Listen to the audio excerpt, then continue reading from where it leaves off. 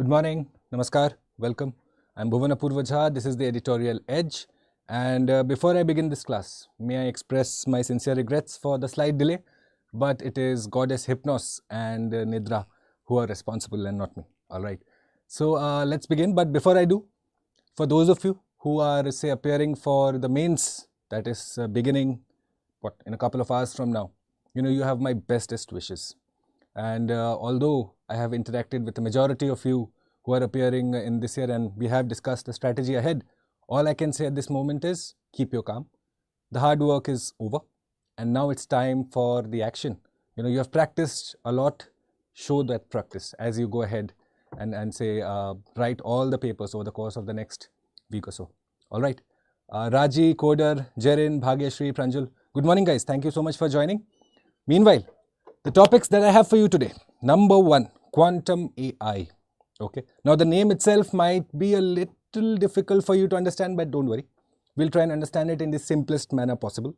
And more importantly, we'll figure out, say, what's the difference between quantum computers and classical computers.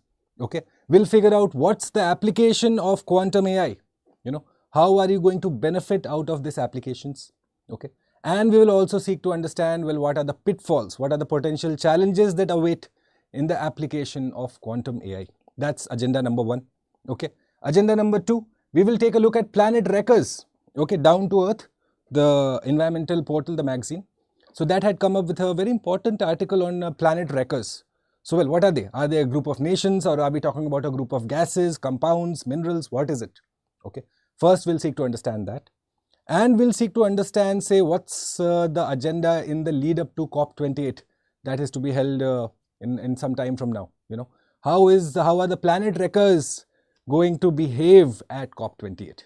Okay, so that's going to be agenda number 2. And number 3 will be a discussion on Nipah virus. Okay, so if you have been following the news, well, Kerala is again reporting news of the outbreak. Some cases have been observed there. So very important for us to take a look at, say, Nipah virus. And at the same time, we'll understand what are zoonotic diseases. Okay, what are the different sorts of zoonotic diseases? What's the cure, if any, for Nipah virus? That's going to be our agenda. So let's get into it. I don't want to delay any further, right? Well, this is my Instagram channel. Now, we have several students I have had who have interacted with me here. Mainly those who are, say, appearing for this year mains also. Okay, we have worked out on the strategy that you should adopt for each paper. Beginning from today, essay, then GS1, 2, 3, 4, right? And so if that is something that you're looking for, especially say in the run-up to Prelims 2024, go ahead, connect with me here, Not a lot of spamming or motivational messages. That's not my agenda. My agenda is to make sure that you're prepared for the examination, that your preparation is up to date and up to the level that is required, okay?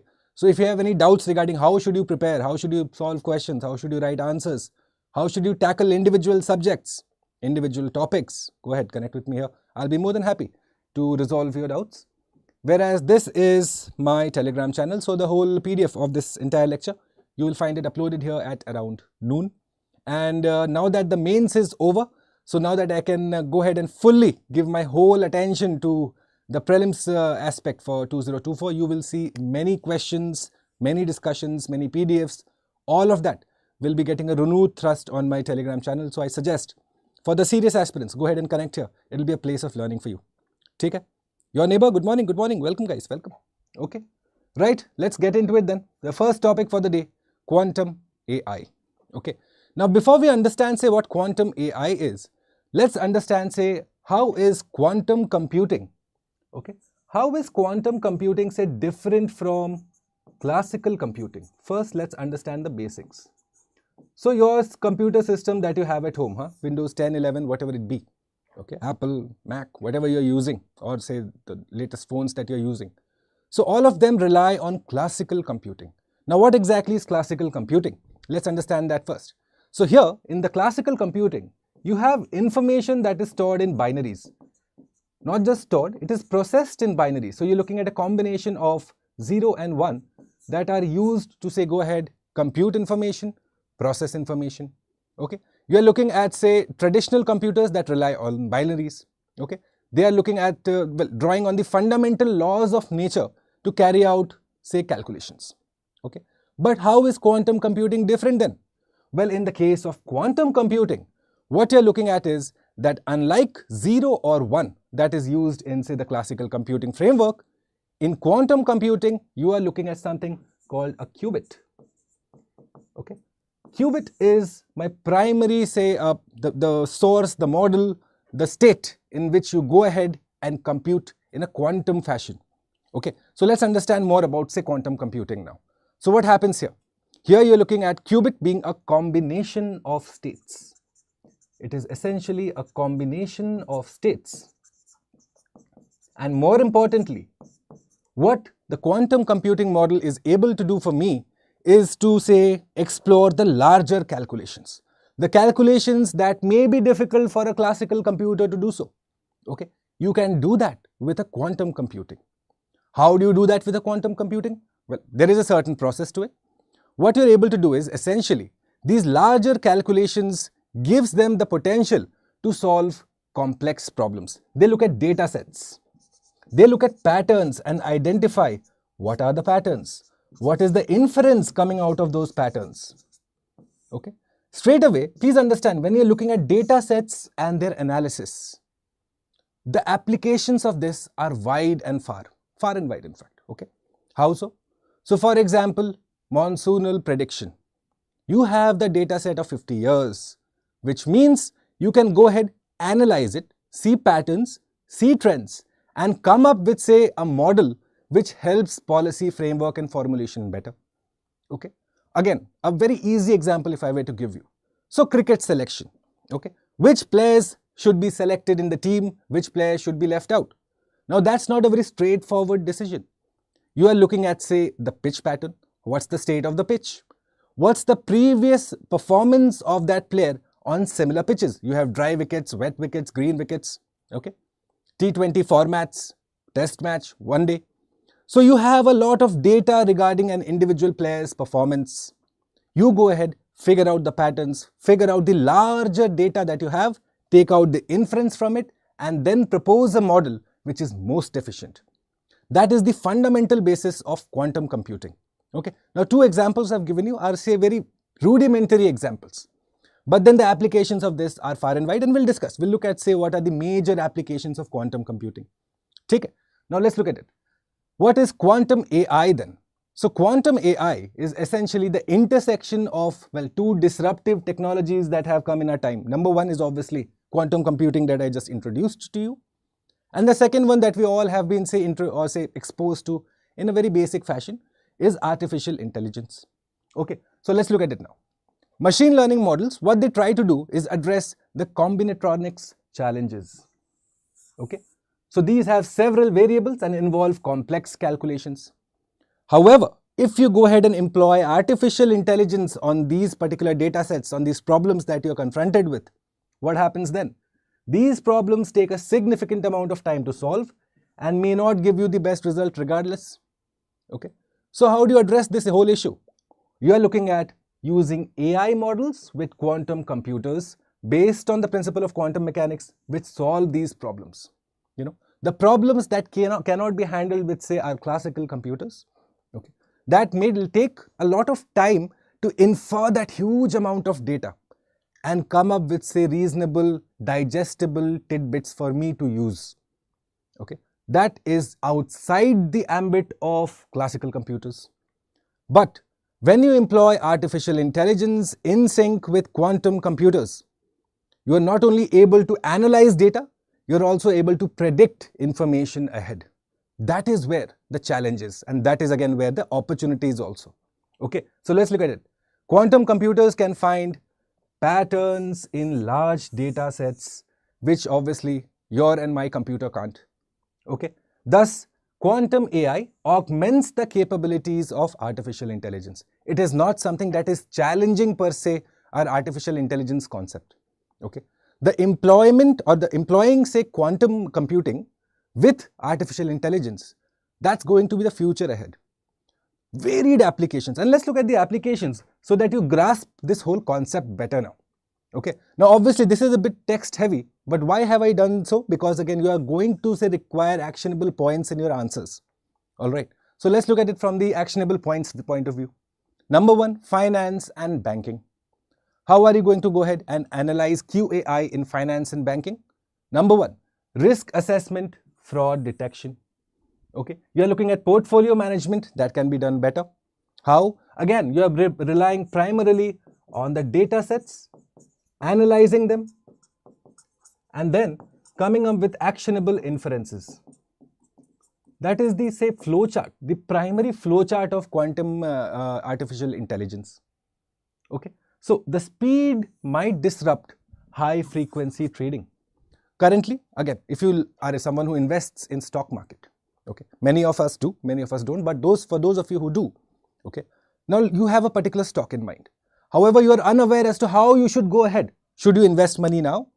Okay, is it at a low now? Is that particular stock price low, or will it go up? Now, obviously, there are mathematical models to say go ahead and analyze it. But for the uninitiated, if you have access to QAI, that is going to analyze the previous trends of that particular stock, figure out, say, at particular times, how did it respond to, say, the market. Okay, just give me a second. Okay, it's going to analyze previous data sets. It's going to figure out, yes, okay, at this particular time, this stock sees this kind of drop. At this particular time, it goes up. At the same time, using this information, you are able to give me a predictive model for the future. You realize this? If you are able to understand this, that yes, looking at the past, I predict the future. That is the essence of quantum AI. Okay, imagine how benefit it will be of to anyone who has access to this sort of tech. You can literally game the market. Okay.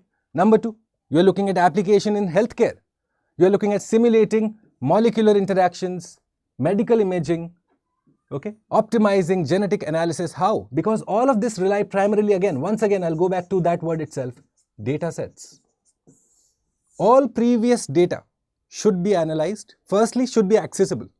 Okay. If data is inaccessible, what is the QI going to analyze anyways? Okay.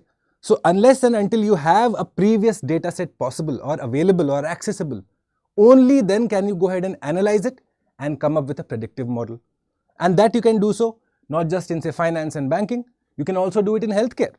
Okay, looking at, say, genetic variations that have evolved over time and predicting that yes, such variations may be expected in the future or are to be expected in the future. Imagine if that information is available with us right now in the present, you are going to better prepare for it.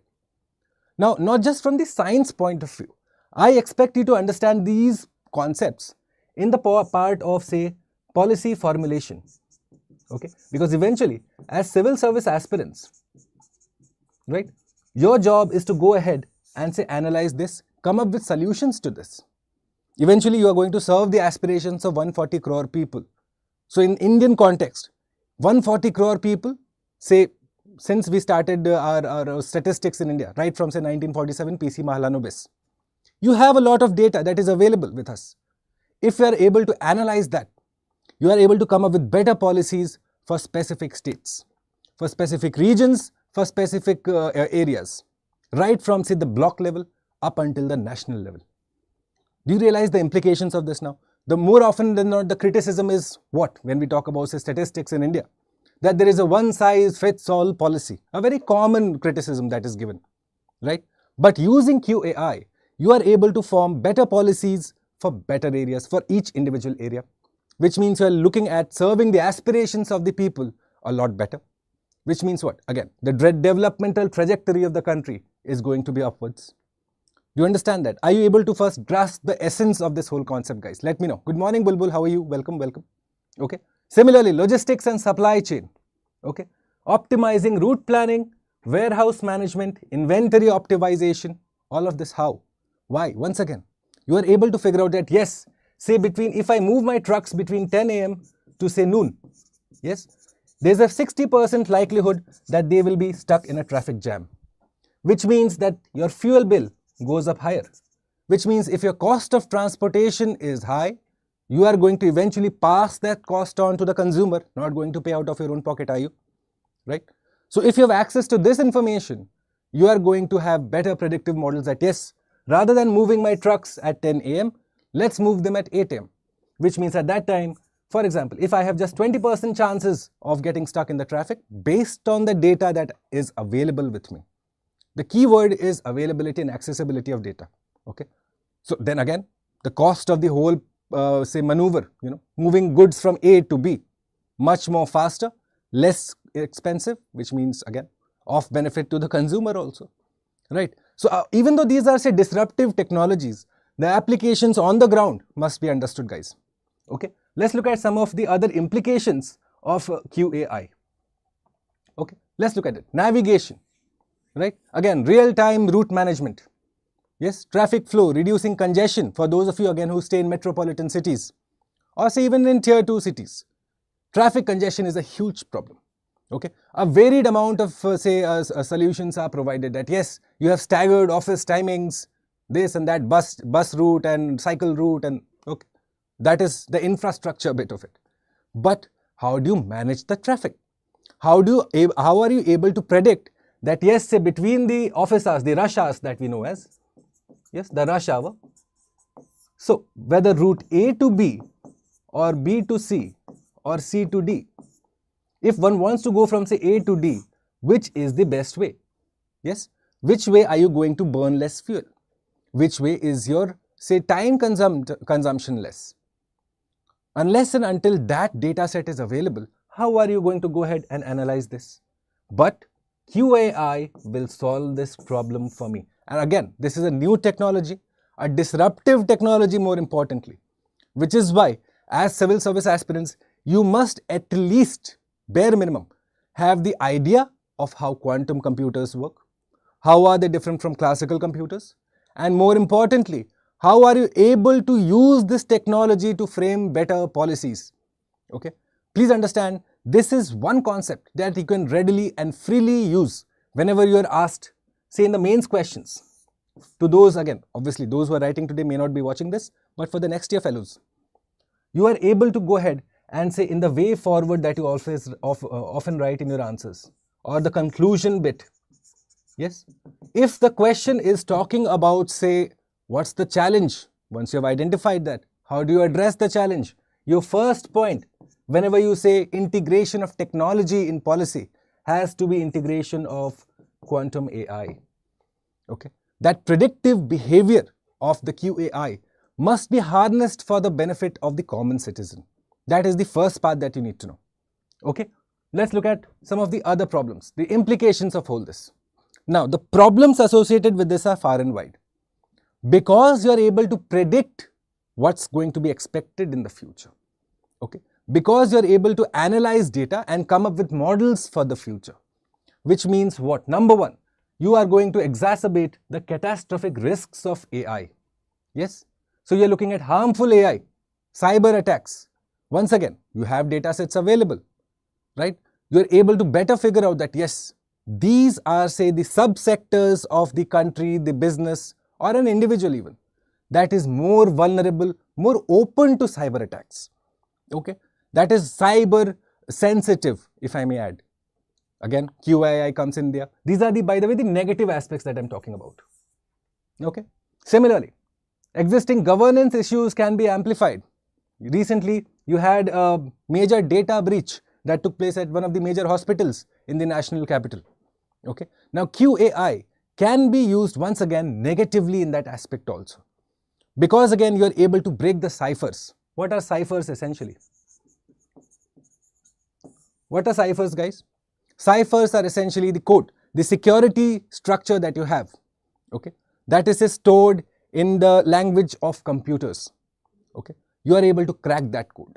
You are able to go ahead, breach the system. The encryption is breached. Your data is now compromised. And how are you able to do that? By figuring out the past data, the past information, and coming up with a model to break that system.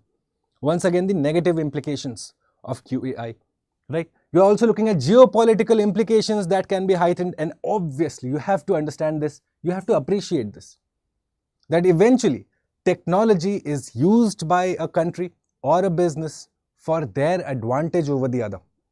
Okay, and thus you will have rogue states, for example. Say for example, North Korea. Okay, countries that are often accused of say enhanced cyber attack capabilities. that will go ahead and use this, or in fact may I say misuse this, for their own benefit and for obviously the harm of other countries. Okay, so let's look at it. Quantum AI could reshape existing geopolitical dynamics. Okay, superior cryptography breaking abilities. Yes, so your global cyber security, intelligence, defense strategies all compromised, right? And how are you able to do that? Because once again, you have access to the data. At the same time, the implications of it. Can you understand that, say, the more equipped nations, are at an inherent advantage as compared to those nations that don't have access to such sort of tech or may not have access to such sort of tech easily. Okay, so it's the equivalent of a nuclear bomb. The moment you have access to this, obviously you are going to ahead, you can harness nuclear energy for the common good of the people also. Okay, but at the same time it's quite possible that you will misuse it for your own operational advantage. Say, compare it to a knife. In a doctor's hand, it's beneficial. In a murderer's hand, it's only going to lead to bad things. That is essentially quantum AI, which means, firstly, the way forward now, you need to have a global governance framework regarding this. This is the essence. This is, in fact, first thing that you need to know of. That because it has positive implications as well as negative implications, you need a global governance framework, a best practices and standard operating procedure must be, say, operationalized, must be put forward. Countries must come together, address this problem, because this is a technology that you can only use and hope to use for the global good, the common good. The moment again this falls in rogue hands, this is going to lead to a lot of complications and problems. Okay, so let me know, guys, if you're able to understand the concept of QAI and how is it different from classical computers, the positive aspects from it and the negative aspects from it. Okay, once again, why? Because as civil service aspirants, you are expected to know about new technologies. Okay, so up until now, say, you must have heard of machine learning, you must have heard of artificial intelligence. However, QAI or quantum artificial intelligence is a very new concept, and it's an even newer concept than AI. Okay, so as a serious aspirant, you will be best advised to have a very keen eye on this news. Okay, let me know in the chat if you're able to grasp the essence of quantum AI, right? Okay, let's look at these questions, guys, which we always do in the class. Number 1, conventional computers process information in binaries, true or false? Statement 2, quantum AI processes information in qubits, again, true or false? Let me know. And C, currently there is no singular policy for quantum AI in India. Now I have questions, say, from 1 to n, okay?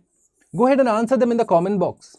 Now at times what you will see is, for example, I may not have discussed this in the class. What I expect my students to do is, after the class is over, spend 5 minutes maximum on each topic that we discuss.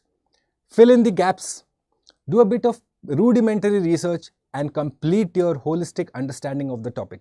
Okay. Now you may have an article on this appear, say, in the Hindu or in the Express, but your job is to first understand the theory behind the particular topic, and only then will you be able to better analyze the article that is mentioned.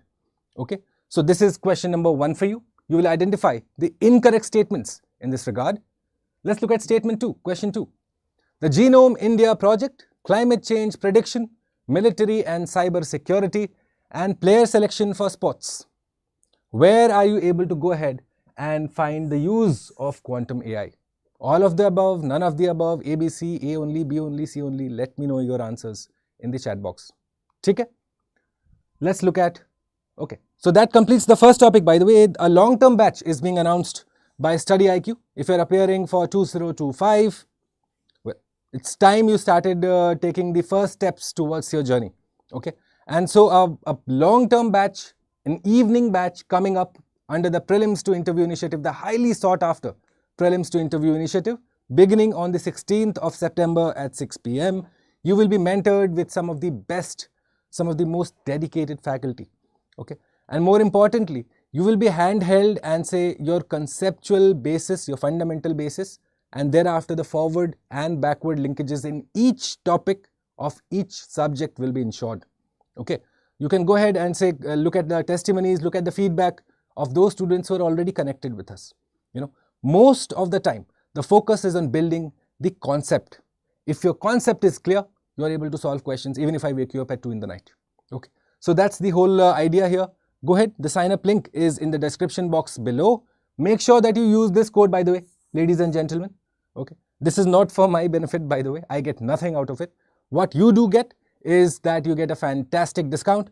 And well, what I get is the opportunity to collaborate with you, teach you, and together we'll try and say take on UPSC 2025 in this long-term batch to ensure that your dream of going to Missouri is a reality. All right. Okay. Next topic. We did it, Joe, didn't they? Planet wreckers. Now, what are planet wreckers? A group of countries that have been accused or say are responsible for most of the damage to the planet. Okay. So from the UPSC perspective, again, what are planet wreckers? Group of gases, group of countries, group of minerals, group of compounds, well, countries. And what are those countries? Let's look at them. Research indicates that 20 countries in the world, led by the US of A. Now, they are responsible for 90% of the carbon dioxide emissions through 2050. Okay, that has been well known again.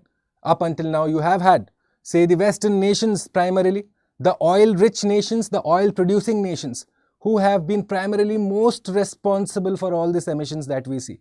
When we look at the emissions disparity, the Western nations, again, access to more oil, more tech, industrial revolution came there. So which means they developed first. And how did they develop? Developed on the basis of fossil fuel extraction and thereby emissions. Okay. And which is why you find that today when you talk about say climate disparity or say emissions disparity, the onus lies on these particular nations to go ahead and take the lead at least in solving the problem. However, what you find is that climate justice is a concept that has not been addressed in a holistic manner so far. In fact, there is a lot of disagreement when it comes to climate justice. Okay. For example, one basic problem that arises out of all of this when we talk about say emissions, okay, and say leading to climate change. Okay. Say you have the global warming or melting of ice, sea level rise, all of that. So one question that must come to your mind is, okay, which countries are responsible? Okay. So obviously you have these oil-rich nations, these fossil emission countries that are taking the lead. But then if you consider this whole topic from their point of view, okay, let's play the devil's advocate for a couple of minutes. So if you are say an American policy maker, okay, so if I come as an Indian policy maker and tell you, you know what, you guys are responsible for creating this problem, why don't you go ahead and solve it? You will counter me by saying, how are you going to attribute this? The attribution is a problem here. For example, just last year, almost 1/3 of Pakistan was completely flooded. Okay, already a poor nation, further exacerbated by their poverty due to an act of God, if some may say, right? But then, once they go ahead and say claim reparations, that okay, give us money, because obviously they don't have money to build the infrastructure that has been so destroyed. The IMFs, the World Bank, the US of A's, they are going to say, hang on, how are you going to go ahead and attribute this issue, this large-scale flooding, to our actions? Which is a very fair assumption to make because again the science is divided on this. But chiefly what is agreed upon is that there are these group of nations that have emitted the most, which means the onus of addressing these emissions and then by the resulting effects of those emissions lies with them. Okay. And what are those nations? The planet wreckers. They are known as the planet wreckers. So let's look at this. The reasons for such a massive share. Now, what is expected is these countries, okay, the United States, Canada, Australia, Norway and the United Kingdom, they are expected to contribute the majority of emissions through 2050. This is looking at the future of emissions, whereas climate justice looks at the past of emissions. Together, once you go ahead and address the past and the future once again, only then will climate justice become a reality. Okay. First, grasp that aspect, that yes, these planet wreckers are the ones that are going to go ahead and emit more in the coming days. Okay. For example, India is supposed to reach what? Net zero emissions by 2070. Am I wrong or right? Let me know in the chat. Okay. So now, Is India a part of this group? No. Why again? Because you see that India is taking a lot of steps insofar as that shift to net zero is taking place. You have the railway electrification, the green electrification that has taken place. Okay. Highway infrastructure is being built on, say, renewable matters. Okay. You have plastic that is now being molded into road construction. All of that is what? Essentially reducing your carbon footprint as a nation. However, in the case of Australia, United States, Canada, Norway, United Kingdom, they do not have any such plans as such. Yes, they may have agreed to a net zero emissions target, but then because they are looking at newer oil and gas extraction and fracking wells, yes, up until 2050, their net zero may not be fulfilled in time. That is point number one. Okay, which is why the accusation or the name that they have been given, the planet wreckers.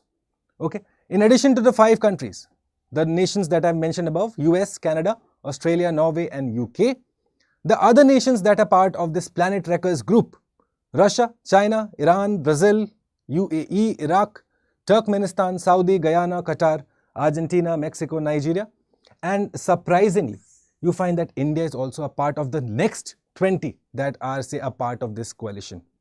Okay. However, India is not among the top 5 of the planet wreckers. Okay, let's go forward.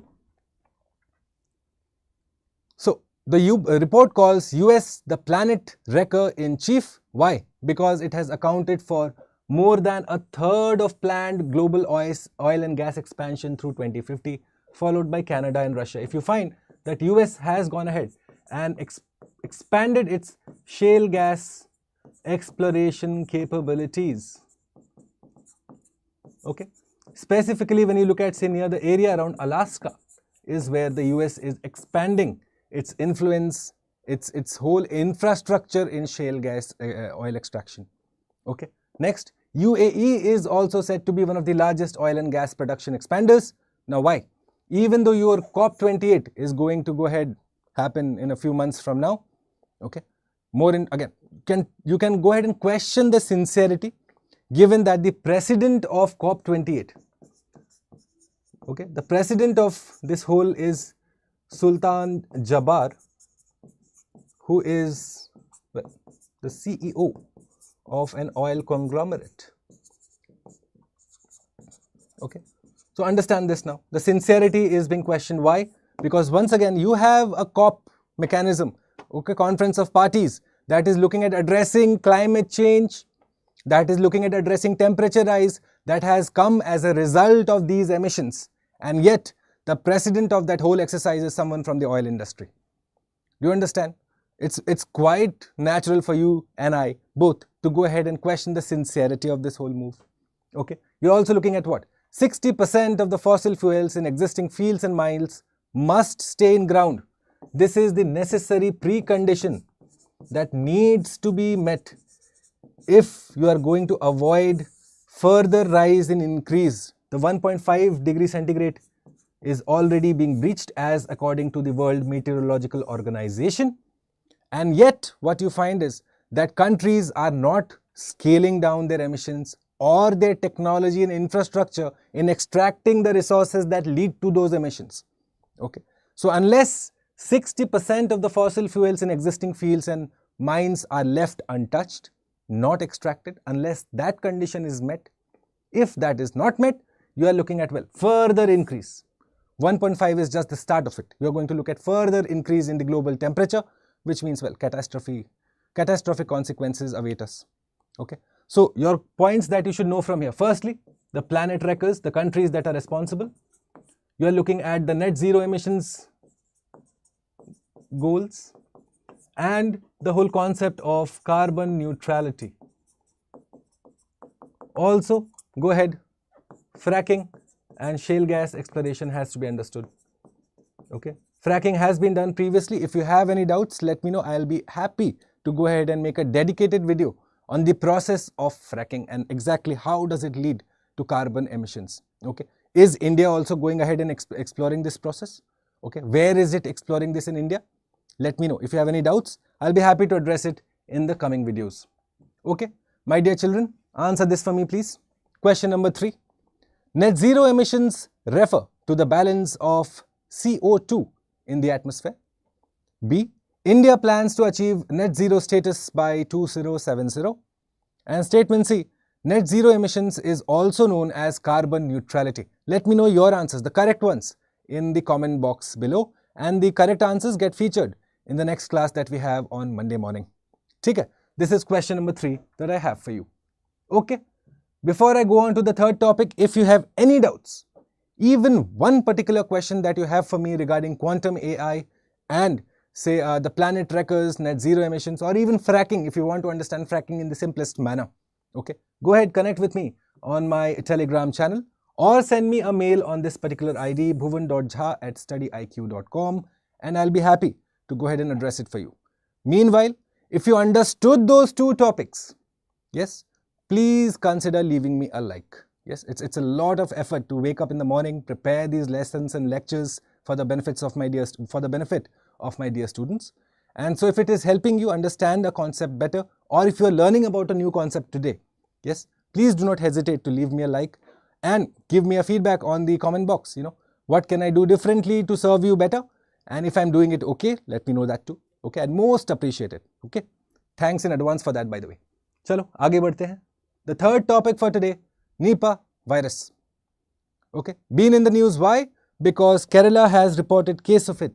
Many cases, 2 or 3 cases already have come out of the Nipah virus. So let's understand what exactly is the Nipah virus, my friends. Number 1, it is a zoonotic virus. We had the World Zoonosis Day that was observed recently. Okay, and so what are zoonotic viruses? Essentially transmitted from animals to humans. Now you can think of all the diseases that you have, say, you have heard of. Think how many of them are transmitted from, say, animals to humans. Each of them, my friends, is a zoonotic disease. Okay, zoo being the word here. Zoo is the word for, say, the animal kingdom. So which is why zoonosis, the diseases that come out of that animal kingdom. Okay, so the organisms that cause Nipah virus is closely related to the Hendra virus. We'll understand what causes Nipah virus, by the way. But before we understand Nipah, let's understand Hendra virus.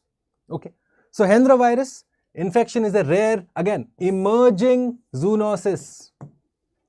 Again, just like technology is emerging, you have diseases that are emerging, mutating, newer diseases coming up. Why? Well, many.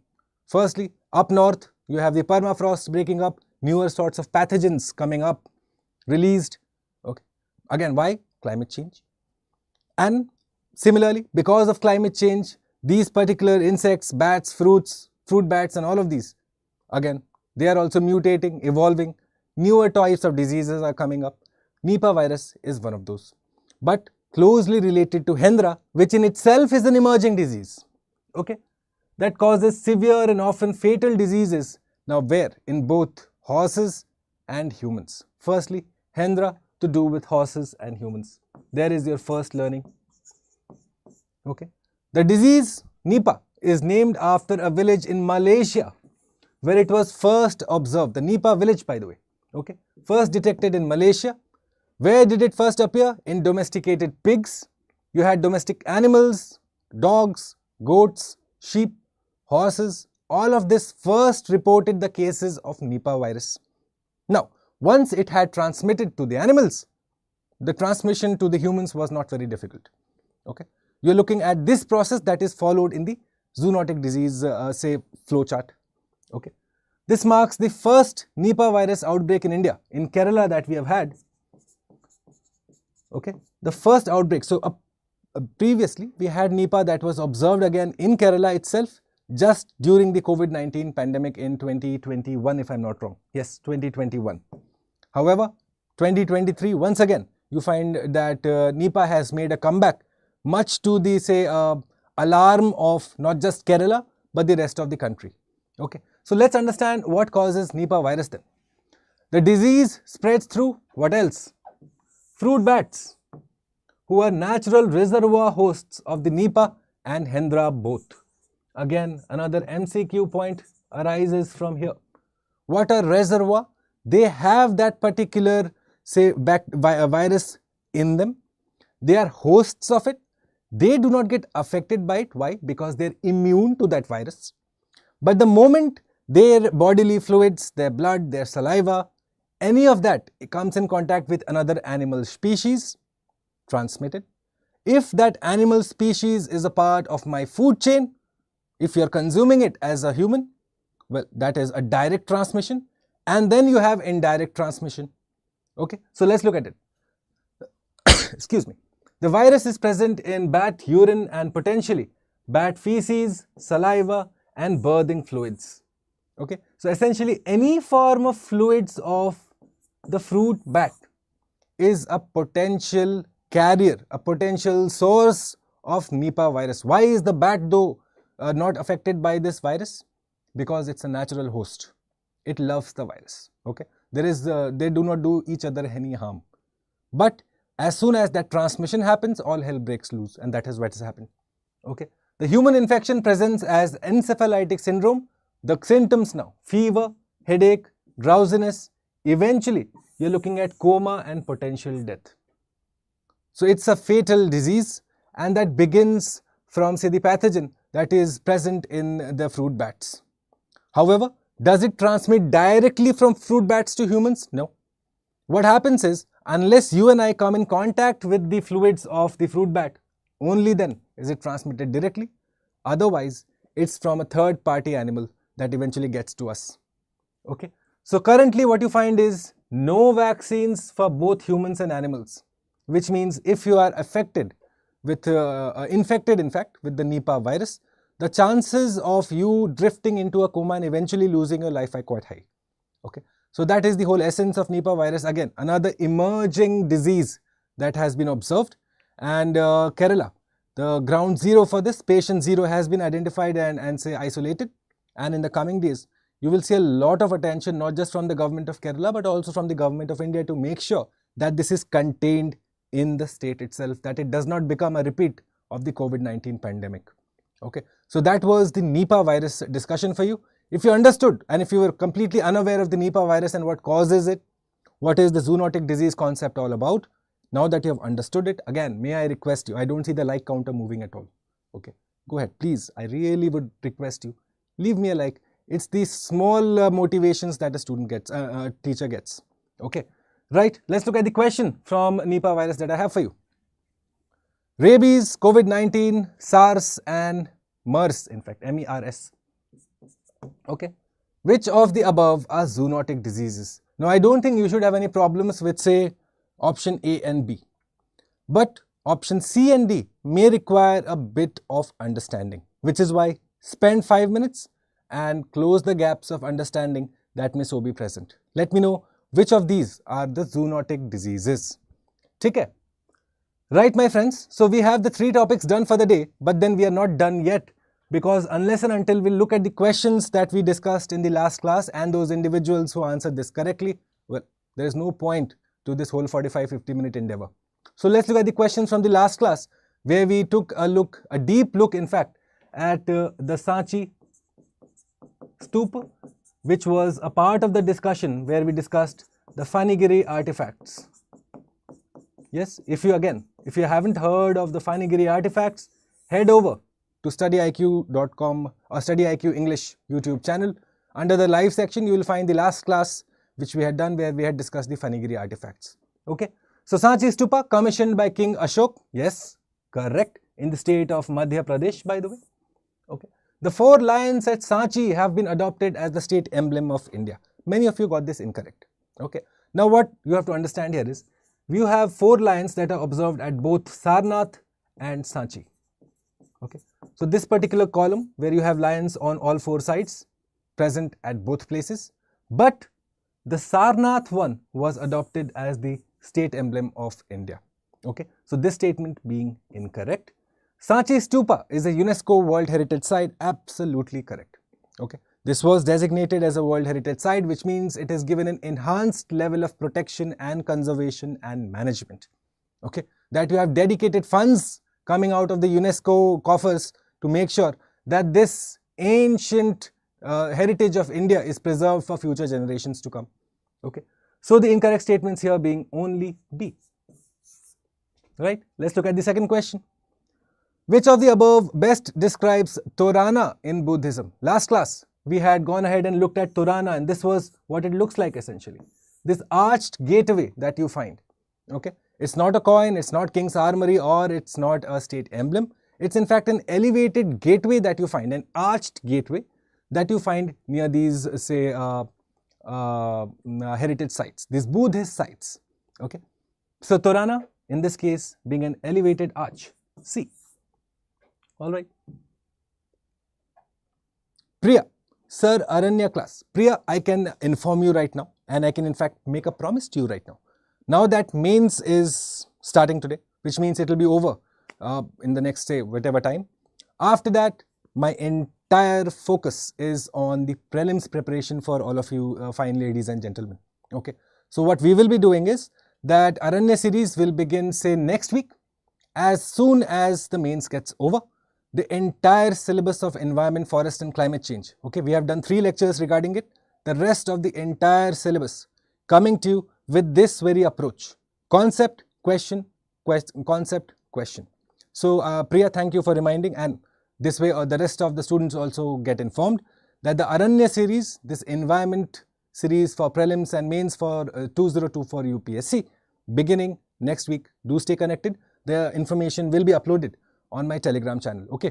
And make sure that you connect for that, because what we are again looking at is not just concept, but looking at how you can translate that concept in solving questions. The entire point of the exercise is that you should be able to solve questions. Thank you for reminding me, Priya. Most grateful. ठीक है, इधर देखते हैं. Question number 3.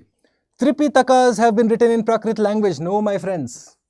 Tripitakas, Buddhist literature, written in Pali language. Okay. Vinaya Pitaka, Abhidhamma Pitaka, and you had what else? What is the third Pitaka, guys? Mujhe bataiye. What am I missing here? So obviously, 3 Pitakas, which means 3. So 2 of them, Vinaya Pitaka and Abhidhamma Pitaka. Yes. What is the third one? Bataiye mujhe.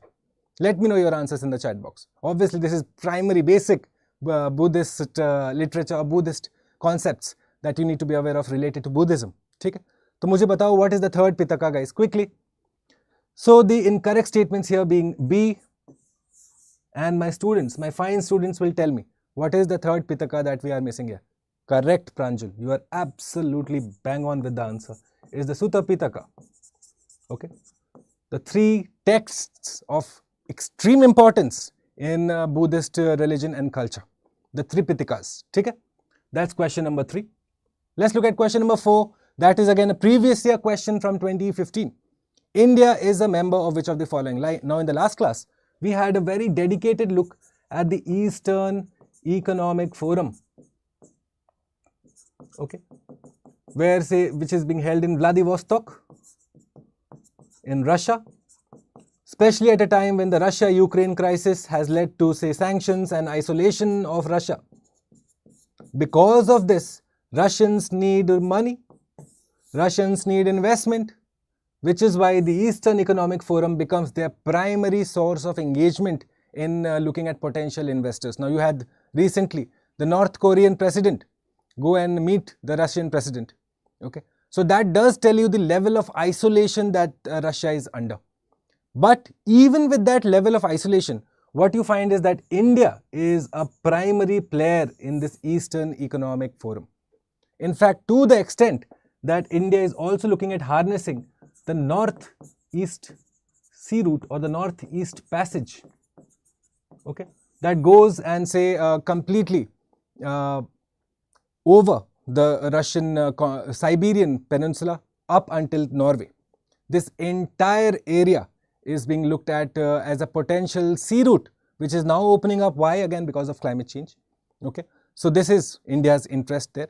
India has also gone ahead and invested money there. The state of Gujarat and the state of Sakha in Russia signed an agreement worth $1 billion to go ahead and develop infrastructure in pharma, in tourism, in medicine. Okay, all of these are the primary areas of convergence insofar as the Eastern Economic Forum as India and Russia are concerned. Okay? So, India is a member of which of the following? In this case, it is only B. Only B. Okay? Now, the next question, I am going to go ahead and ask you to solve it for me. I had discussed the whole map of the, say, northeast passage from Bering Strait, okay, from Bering Strait up until say the entry point near Norway. Okay, so you're looking at these list of seas that form a part of this. Okay, many of you have answered this correctly. To those who are watching me live, very quickly, open your maps. If you don't have a map, open the world map on Google. Let me know and arrange them from west to east. Okay, so you have seas: Kara Sea, Laptev Sea, Baltic Sea, Barents Sea, Chukchi Sea, East Siberian Sea. Okay, I'll give you a small hint then. When you go from west to east, your last one is Chukchi. Before that, you have the East Siberian, and the three that are missing, fill in the blanks for me as you go from west to east, right? Now consider the following shipbreaking yards and locations indicated along primary shipbreaking yard in the state of Gujarat. Okay. Gadani in Pakistan. By the way, if you understand the story of shipbreaking yards, you will also know that countries in say South Asia, specifically near the Indian subcontinent, are now competing to go ahead and develop infrastructure insofar as this potentially hazardous industry is concerned. Now, why do I call this hazardous? Because shipbreaking is a pollution intensive industry. Okay. As is say shipping. Shipping itself is a pollution intensive industry. And so shipbreaking, we are looking at say emissions of lead, of heavy metals, okay, all that are being a part of the ship's life. Okay? So that is essentially the whole problem here. Shipbreaking along in India, very, very important. Gadani is in Pakistan. Chittagong, you will know, is in Bangladesh. Aliaga in Turkey also now coming up with their own shipbreaking yard. So the correctly matched here being all of the above. Okay. Next question. Black water, grey water, ballast water. We have discussed this several times in the past. What is black water? Black water is essentially that has a component of urine and feces in it. Grey water, again, that is independent of urine and feces. You wash your face, you brush your teeth, you wash your hair, that is grey water. You wash the utensils in your house, grey water. Okay, but you defecate, flush it away, black water. What is ballast water? Ballast water is what ships carry under their hull, okay, so as to maintain and counterbalance the buoyancy of the sea. Because if this ballast water is not there, then that weight on the sea is not there, which means that the particular ship may be compromised in rough weathers, that it may not be able to sail efficiently. Okay. Now the problem with ballast water then, so you have a particular 2000 liters of water here in your ship going from point A to point B. You carry the ballast water from here to here. Eventually, when you are making the return journey, you have to go ahead and release all that ballast water here, which means what? Close to 2000 liters or what? 20,000 liters of water, foreign water being released in a foreign country, which means the local ecosystem of this place is going to be severely affected, which is why ballast water is also considered to be extremely polluting. Okay, so these three are obviously responsible for affecting my marine ecosystems. Okay, MARPOL 73/78, the Marine Pollution Convention, okay, which is seeking to address the issues, the pollutants that come out of the shipping industry. Not just say black water, grey water, ballast water, you're also looking at say oil spillage, you're looking at other water discharges, okay. At times you have ships that get stranded, you have containers that fall in the middle of the sea. All of this are foreign elements that affect the ecosystem of the sea. The MARPOL seeks to address all of them. And there is no reason why India should not be a part of it, which means India is a part of the marine pollution framework. Okay. So the correct statements here being 1 and 2 only. Okay. Did you guys answer this question for me, please? Jaldi se iska answer mujhe bata do. How do I go from east to west? Barents, Kara, Laptev, East Siberian, Chukchi. Pranjal, you are absolutely correct. Bahut badhiya answer. Correct. You go from Barents, okay. Then you are looking at Kara and Laptev. Correct. Bahut badhiya. Okay. Barents, Kara, Laptev, East Siberian, and finally near your Bering Strait, you have the Chukchi Sea. Okay. So know this orientation. Similarly, if you want to go ahead and understand another sea route that is opening up, go ahead and look at, say, the American continent, okay, and the Drake, and say this North Passage that is coming up. Again, opening up because of climate change. So you have seas there also, up until, say, you emerge near the Greenland coast. Okay, look at your map, because mapping questions find a knot of resonance with the commission. You would be best advised to look at both of these sea routes which are gaining prominence, not just from because of the climate change perspective, guys. More importantly, why? Because they are also of geostrategic significance. For example, this particular sea route that I'm talking about gives me an alternate to the Panama Canal, yes, which is again under stress because of climate change. Yes. So how is Panama Canal under climate change? If you know how Panama Canal operates, that you have this stepwise system of how ships are carried from one elevation to the other, and they rely on a lot of water, a water intensive industry. Okay. Now, because that area is experiencing drought this year, which means what? Your ships are unable to carry that much more goods as they go from Atlantic to the Pacific. Isliye, because of this reason, and again because of climate change, that these areas are opening up, okay, alternative trade routes are being developed, which is of geostrategic significance, more importantly. Yes. So very, very important, not just from the mains perspective. Mains, obviously, you will have to draw that correlation between geopolitics, trade routes, climate change, and obviously, say, the interaction of all of these together. But from the prelims perspective, I suggest go ahead, look at first the sea orientations, look at the Panama Canal. We have discussed this. If you want me to go ahead and discuss this in the coming videos or make a separate video for this, please let me know. I rely on your feedback to go ahead and educate and inform you. Okay. So if there's anything, any doubt regarding this, reach out to me. I'll be more than happy to go ahead and address it for you. Okay, Pranjal? Right. So that concludes today's lecture, my dear students. If any doubts, this is where you reach me. The PDF of this entire lecture uploaded on my Telegram channel at noon. Answer the questions that I have for you today, because answering questions gets you to clear prelims. I say this with utmost sincerity, especially to those who have appeared previously but have been unable to clear prelims. You know, it is imperative that you focus on question solving. You have the knowledge. Trust me, you have the knowledge. All you need is to figure out that that exam temperament. You know, you need to develop that. Unless and until you develop exam temperament, you will make the same mistakes that you've made in previous years. Okay. Eventually, knowledge has to be complemented with the skill of question solving, which is why we do this every morning. Concept, questions, concept, questions. There is no point listening to my monologue and solving no questions. Okay. That concludes it for today. I'll see you Monday morning. Before you do, go ahead and say log off. Please leave me a like, guys. It's the third time I'm telling you this. Okay. All right. I'll see you Monday morning, 6:30 with another set of topics. Meanwhile, if your friends or if you yourself are appearing for mains this year, go with a cool mind. The hard work is over. Okay.